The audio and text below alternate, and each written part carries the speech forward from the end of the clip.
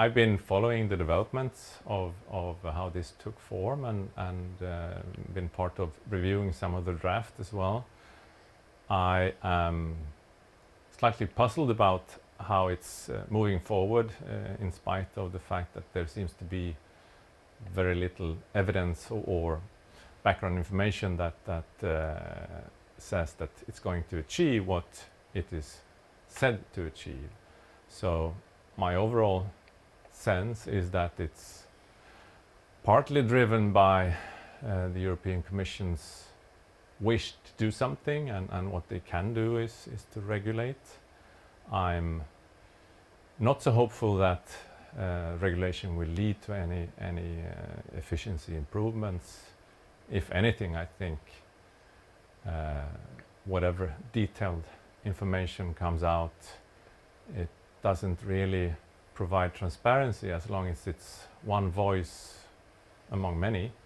So instead of making negotiations and transactions more efficient, it may well lead to the opposite, really, that there is further delay and further questioning of why you should move forward in negotiations as a licensee.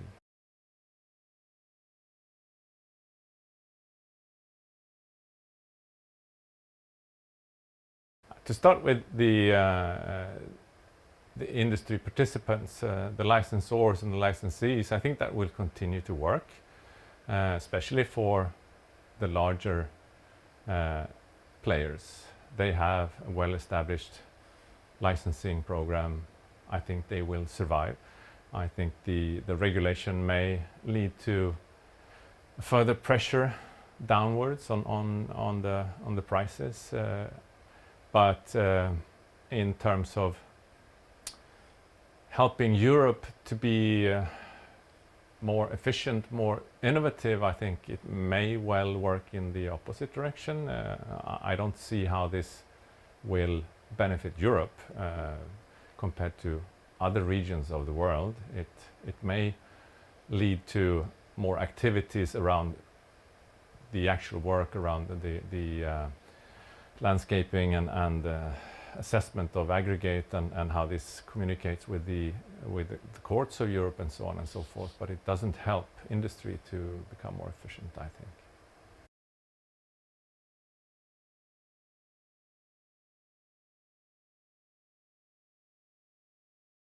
To begin with, if you're licensing out rights to patents for companies who want to use them, it's important to remember that it's a right, but it's not a self-enforcing right. So there will always be litigation as a part of the process in understanding what is the right price or understanding whether there is infringement or not in a certain case, if there's a need to a license, that is. And so what is really needed for increased efficiency is stability in the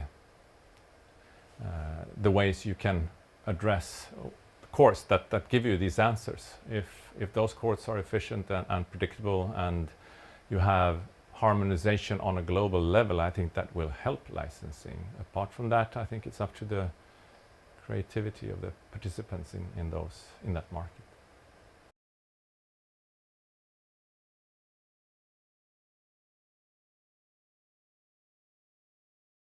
I have written articles on this topic. I believe that the overarching theme in these articles is to try to address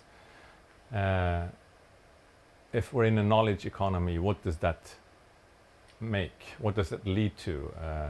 And one of the themes has been that leads to specialization and horizontalization, and we will have licensing experts. That's part of having a knowledge economy where you actually trade on knowledge or patents. And so platforms can play a role in this. It will never replace bilateral agreements or bilateral negotiations.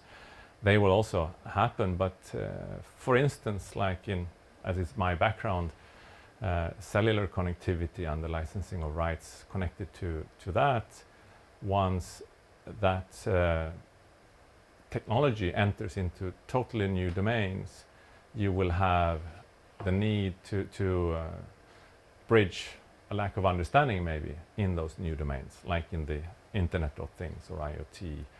I think platforms will play a role in brokering and creating a more efficient transaction for both sides, for instance, in that type of environment.